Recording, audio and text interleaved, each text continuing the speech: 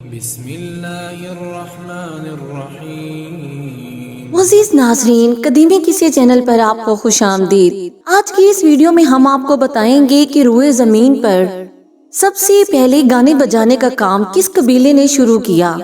ناظرین، روز اول سے شیطان نے عورت کو اپنے ایک ہتھیار کے طور پر استعمال کیا ہے۔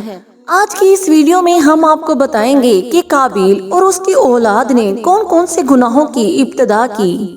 حضرت آدم علیہ السلام کے ہاں جو بھی بیٹا ہوتا تو اس کے ساتھ بیٹی ضرور پیدا ہوتی، تو اس بچے کے ساتھ پیدا ہونے والا بچہ دوسرے بچے کے ساتھ پیدا ہونے والے بچے سے شادی کرتا۔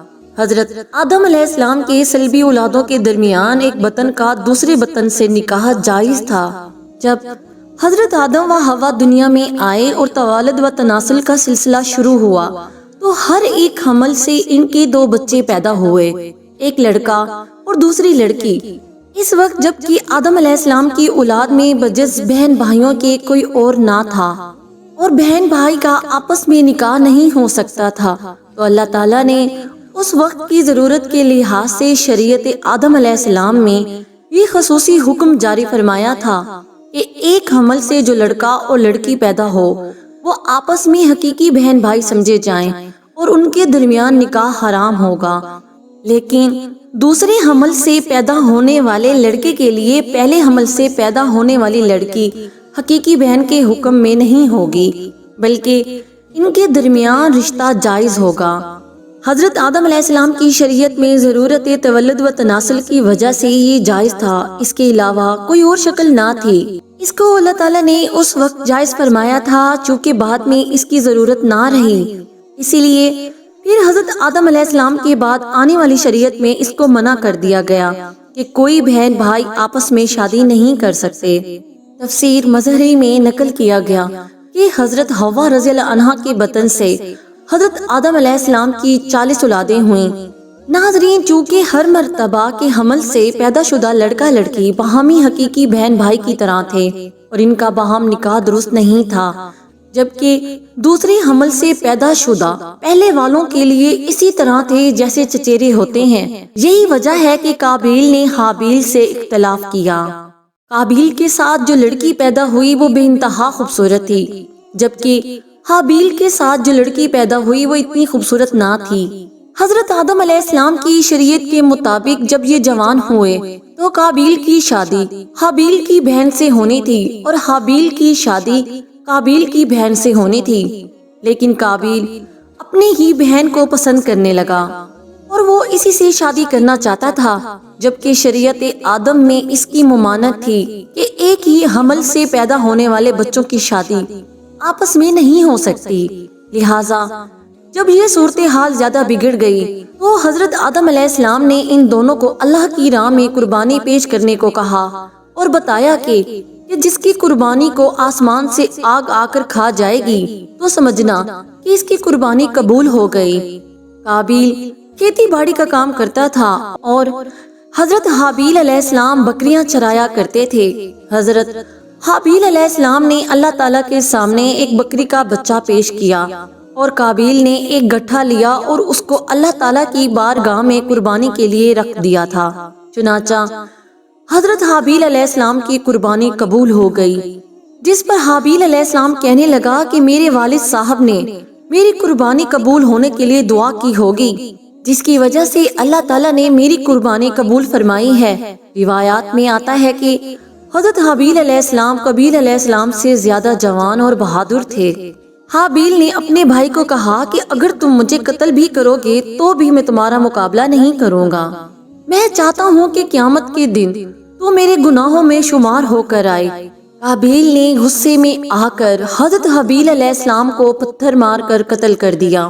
حضرت حابیل کو قتل کرنے کے بعد قابیل بہت ہی دکھی اور پریشان رہنے لگا۔ قابیل اپنے بھائی کی لاش کو کاندھوں پر اٹھا کر کئی دنوں تک گھومتا رہا کہ اب اس کا میں کیا کروں۔ پھر اللہ تعالیٰ کے حکم سے دو کوے آپس میں لڑنے لگے، ان میں سے ایک کوے نے دوسرے کوے کو مار دیا۔ یہ سب کچھ قابیل دیکھ رہا تھا۔ کوے نے اپنے ساتھی کوے کو مار کر اس کو زمین میں دفن کر دیا۔ قابیل نے بھی کوے کو دیکھ کر اپنے بھائی کو دفن کرنے کے لیے ایک لاحد کھودی، جس میں حضرت حابیل علیہ السلام کو دفن کر دیا۔ اس کے بعد قابیل اپنی سگی بہن اقلیمہ کو لے کر وہاں سے بھاگ نکلا۔ اس کی وجہ یہ تھی کہ شیطان قابیل کے پاس آ کر اس کے دل میں یہ ڈر ڈالتا تھا کہ تم نے اپنے بھائی کو قتل کیا ہے، اب تیرا باپ تجھ کو قتل کر دے گا۔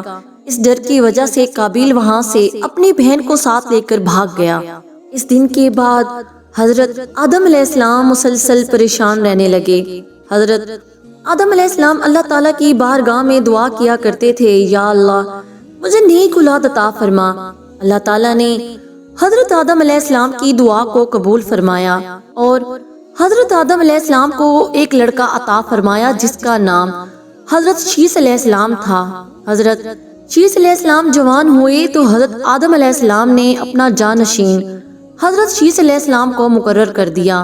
ان کو حکم دیتے ہوئے کہا کہ اپنے بھائی قابیل سے ہمیشہ دور رہنا، اور قابیل اور اس کی اولاد ایک وادی میں رہنے لگ گئے۔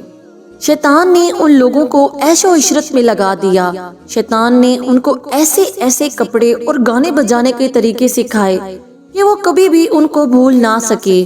انہوں نے ایک دن میلے کے لیے مقرر کیا جس پر وہ برہنہ عورتیں اور مرد اکٹھے شرکت کرتے تھے۔ ان میلے پر طرح طرح کی گانے اور موسیقی کی آوازیں آتی تھیں۔ اس طرح جو لوگ مومن تھے ان کو بھی یہ آوازیں سنائی دیتی تھیں۔ ایک دن ایک مومن کے دل میں خیال آیا کہ میں یہ سب کچھ قریب سے دیکھنا چاہتا ہوں، اور وہ مومن اپنے ساتھیوں سے چوری وہاں سے نکلا اور قابیل کے لوگوں کے پاس آ گیا۔ اس نے دیکھا کہ قابیل کی اولاد بے حیائی اور فضول کاموں میں لگی ہوئی تھی۔ اس شخص نے وہاں جا کر دیکھا کہ وہ عورتیں بہت ہی خوبصورت اور حسین تھیں۔ اس حوالے سے روایات میں آتا ہے کہ حضرت شیث اور اس کے ساتھی بہت ہی حسین و جمیل نوجوان تھے۔ ان کی نسبت ان کی عورتیں زیادہ پیاری نہ تھیں۔ قابیل کی اولاد میں لڑکیاں تو بہت ہی پیاری تھیں، لیکن ان کی نسبت مرد زیادہ حسین و جمیل نہ تھے۔ وہ شخص قابیل کی اولاد میں عورتوں سے بہت ہی زیادہ متاثر ہوا۔ اس کے بعد وہ واپس آ گیا۔ اس نے مومنین کو بھی ان کی عورتوں کے بارے میں بتایا۔ ان میں سے جو کمزور ایمان والے تھے وہ قابیل کی اولاد کی طرف ہجرت کرنے لگے، اور اس طرح کافی حد تک مومن لوگ بھی قابیل کے فتنے میں داخل ہوتے گئے اور فضول کاموں میں شامل ہوتے جا رہے تھے۔ اس طرح وہ لوگ ایک دوسرے کی طرف مائل ہوتے گئے۔ قابیل کی بیٹیاں ان مومنین کو اپنی طرف مائل کرتیں، جس سے زنا جیسے کبیرہ گناہ نے جنم لیا۔ روایات میں آتا ہے کہ حضرت شیث علیہ السلام کے ساتھ رہنے والے ساتھیوں کی تعداد بہت ہی کم رہ گئی تھی، جبکہ قابیل کا گروہ کافی مضبوط اور طاقتور ہو چکا تھا۔ وہ حضرت شیث علیہ السلام اور ان کے ساتھیوں کو تنگ کرتے رہتے تھے اور ان کو طرح طرح کی تکلیفیں دیا کرتے تھے۔ اگر دیکھا جائے تو زنا اور موسیقی جیسے گناہ کی ابتدا قابیل کے قبیلے نے ہی سب سے پہلے اس روئے زمین پر شروع کی۔ امید ہے ناظرین آپ کو ہماری یہ ویڈیو پسند آئی ہوگی۔